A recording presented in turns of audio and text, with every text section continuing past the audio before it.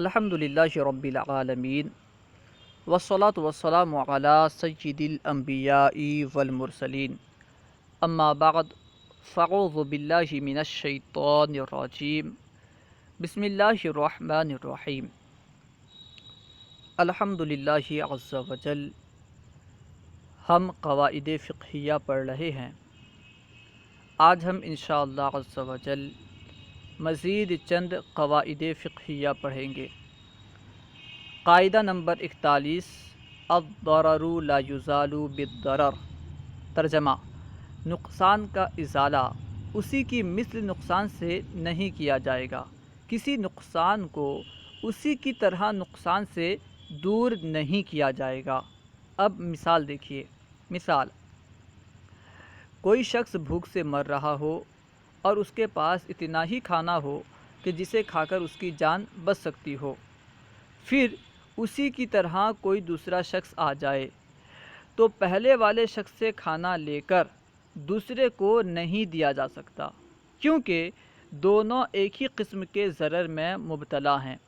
اگر کوئی بندہ بھوک کی وجہ سے مر رہا ہو، اگر کسی کی جان بھوک کی وجہ سے جا رہی ہو اور اس کے پاس بس اتنا ہی کھانا ہو جسے کھا کر اس کی جان بچ سکتی ہو، وہ زندہ رہ سکتا ہو، اور اسی کی طرح کوئی دوسرا شخص آ جائے، یعنی اس کی بھی جان بھوک کی وجہ سے جا رہی ہو، وہ بھی بھوک کی وجہ سے مر رہا ہو، تو جس کے پاس کھانا ہے ہم اس سے کھانا لے کر دوسرے کو نہیں دے سکتے، کیونکہ دونوں ایک ہی طرح کی مصیبت میں مبتلا ہیں، دونوں ایک ہی قسم کے ضرر میں مبتلا ہیں۔ اور قاعدہ ہے الضرر لا یزال بالضرر، یعنی نقصان کا ازالہ اسی کی مثل نقصان سے نہیں کیا جائے گا۔ ظاہر سی بات ہے، جس کے پاس کھانا ہے اگر ہم اس سے کھانا لے کر دوسرے کو دیتے ہیں تو جس کے پاس کھانا ہے وہ تو مر جائے گا، کیونکہ اس کے پاس اتنا ہی کھانا ہے جسے کھا کر اس کی جان بچ سکتی ہے۔ اگر ہم اس کا کھانا دوسرے کو دیں گے تو یہ تو مر جائے گا، تو اسی وجہ سے دوسرے کو زندہ رکھنے کے لیے جس کا کھانا ہے اسے ہم نہیں ماریں گے، کیونکہ دونوں ایک ہی قسم کے ضرر میں مبتلا ہیں، دونوں ایک ہی طرح کی مصیبت میں مبتلا ہیں۔ اور قاعدہ ہے الضرر لا یزال بالضرر۔ قاعدہ نمبر 42، یتحمل الضرر الخاص لاجل دفع الضرر العام۔ ترجمہ: ضرر عام کو دور کرنے کے لیے ضرر خاص کو برداشت کیا جائے گا، یعنی جس میں عام نقصان ہو اس کو دور کرنے کے لیے، عام نقصان کو دور کرنے کے لیے، عام ضرر کو دور کرنے کے لیے خاص ضرر کو برداشت کیا جائے گا۔ یعنی کسی کام کے کرنے میں، کسی کام کی وجہ سے بہت سارے لوگوں کا نقصان ہوتا ہو، اور کسی اور کام سے صرف ایک آدمی کا یا چند لوگوں کا نقصان ہوتا ہو، تو جس کام سے چند لوگوں کا یا ایک آدمی کا نقصان ہوتا ہو اسے برداشت کیا جائے گا تاکہ بڑے نقصان سے بچا جا سکے، تاکہ بڑے نقصان سے لوگ بچ جائیں۔ اب مثال دیکھیے، انشاءاللہ بات واضح ہو جائے گی۔ قاعدہ یاد رکھیں، یتحمل الضرر الخاص لاجل دفع الضرر العام، یعنی ضرر عام کو دور کرنے کے لیے، عام مصیبت کو دور کرنے کے لیے، عام نقصان کو دور کرنے کے لیے خاص نقصان کو برداشت کیا جائے گا۔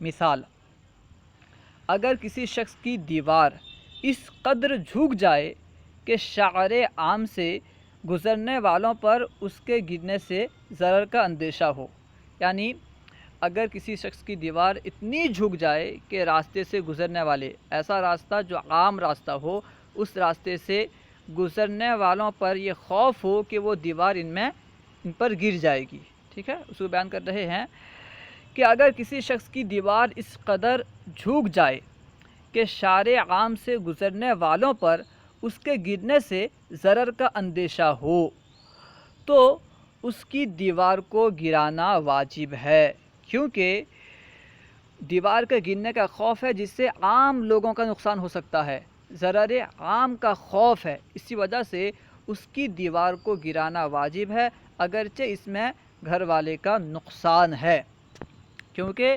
عام نقصان سے بچنے کے لیے خاص نقصان کو برداشت کیا جائے گا، کیونکہ اگر ایسا نہیں کیا تو ضرر عام کا اندیشہ ہے، اور دیوار کو گرانے میں صرف مالک دیوار کو ضرر ہوگا، جو دیوار کا مالک ہے صرف اسے نقصان ہوگا، لہٰذا اس ضرر کو برداشت کیا جائے گا تاکہ بڑے نقصان سے بچا جا سکے۔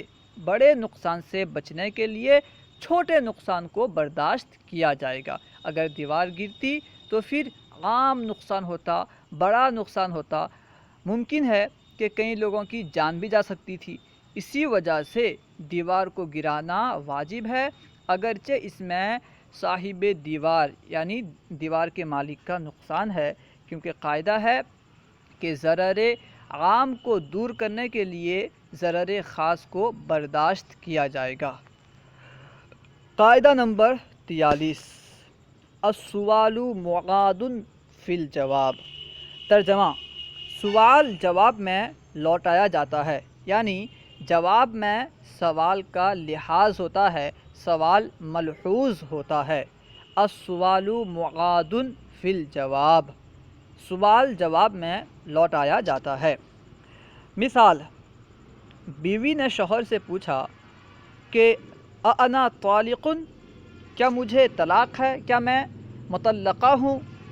تو شوہر نے جواباً کہا، شوہر نے جواب دیتے ہوئے کہا نعم۔ نعم کا معنی ہے ہاں، تو صرف نعم کہنے سے ہی طلاق واقع ہو جائے گی۔ شوہر نے صرف کیا کہا؟ نعم۔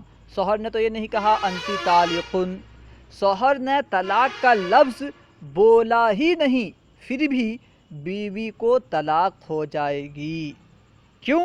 کیونکہ قاعدہ ہے السوال معاد فی الجواب، سوال جواب میں لوٹایا جاتا ہے، کیونکہ بیوی نے اسے سوال کیا تھا کہ کیا میں طلاق والی ہوں، اس کے جواب میں شوہر نے کہا نعم، کہ ہاں تو طلاق والی ہے، اسی وجہ سے بیوی مطلقہ ہو جائے گی، بیوی پر طلاق واقع ہو جائے گی۔ اسی کو بیان کر رہے ہیں، کیونکہ جواب میں سوال کے الفاظ لوٹتے ہیں، یعنی گویا کہ شوہر نے یوں کہا نعم انتی طالق، شوہر نے صرف نعم کہا، اور قاعدہ کیونکہ یہ ہے السوال معاد فی الجواب، سوال جواب میں لوٹایا جاتا ہے، تو اس قاعدے کے روح سے گویا کہ شوہر کا جواب یوں ہے نعم انتی طالق، یعنی ہاں تجھے طلاق ہے، ہاں تو طلاق والی ہے۔ تو ظاہر سی بات ہے اگر شوہر یہ بولتا انتی طالق تو طلاق والی ہوتی، اسے طلاق واقع ہو جاتی۔ اسی طرح صرف نعم کہنے سے بھی بیوی مطلقہ ہو جائے گی، بیوی پر طلاق واقع ہو جائے گی۔ اسی طرح کوئی سوال ہو اور اس کے جواب میں کوئی لفظ کہا جائے تو جواب میں سوال کا اعادہ ہوگا، سوال ملحوظ ہوگا، کیونکہ قاعدہ ہے السوال معاد فی الجواب، سوال جواب میں لوٹایا جاتا ہے۔ قاعدہ نمبر 44، درء المفاسد اولی من جلب المصالح۔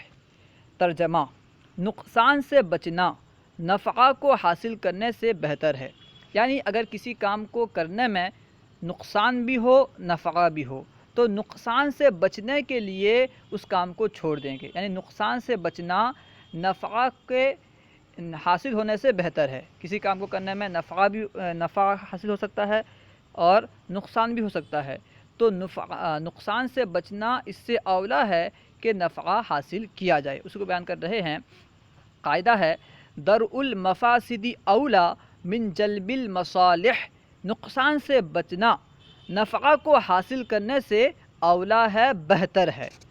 اب مثال دیکھیے، مثال وضو میں کلی اور ناک میں پانی چڑھانے میں مبالغہ کرنا سنت ہے۔ وضو میں ناک میں پانی چڑھانے اور کلی کرنے میں مبالغہ کرنا سنت ہے، لیکن روزے کی حالت میں یہ عمل مکروہ ہے، روزے کی حالت میں ایسا کرنا مکروہ ہے، ناپسندیدہ ہے، اس لیے کہ پانی جوف یعنی پیٹ میں چلے جانے سے روزہ فاسد ہو جائے گا۔ اگر کوئی بندہ وضو کرنے میں کلی اور ناک میں پانی چڑھاتے ہوئے مبالغہ کرے روزے کی حالت میں تو ممکن ہے کہ جوف میں یعنی پیٹ میں پانی چلا جائے، اور اگر پیٹ میں پانی چلا گیا، جوف میں پانی چلا گیا تو روزہ فاسد ہو جائے گا۔ لہٰذا یہاں سنت پر عمل کرنے کے نفع کی نسبت روزہ توڑنے کے نقصان سے بچنا بہتر ہے۔ یہاں اگر ہم ناک میں پانی چڑھانے میں اور کلی کرنے میں مبالغہ کریں تو اس میں ایک نفع یہ ہے کہ سنت پر عمل ہوگا، لیکن حالت روزہ میں ہونے کی وجہ سے نقصان یہ ہو سکتا ہے کہ روزہ فاسد ہو جائے۔ اگر جوف میں پانی چلا گیا تو روزہ فاسد ہو جائے گا۔ تو روزے کو فاسد ہونے سے بچانے کے لیے سنت پر عمل کرنے سے رک جائیں گے۔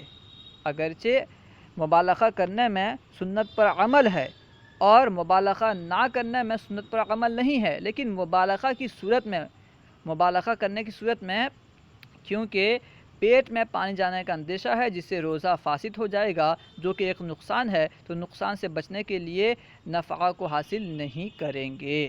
اسی طرح بہت سارے مقامات میں ایسا ہوتا ہے، یعنی کسی کام کو کرنے سے اگر نقصان بھی ہوتا ہو اور فائدہ بھی حاصل ہوتا ہو تو نقصان سے بچنا اس سے بہتر ہے کہ ہم فائدہ حاصل کریں۔ ٹھیک ہے۔ قاعدہ نمبر 45 لا ایثارہ فی القربات۔ ترجمہ: عبادات میں ایثار نہیں کیا جا سکتا۔ عبادات میں ایثار نہیں ہے، عبادات میں ایثار نہیں کیا جا سکتا۔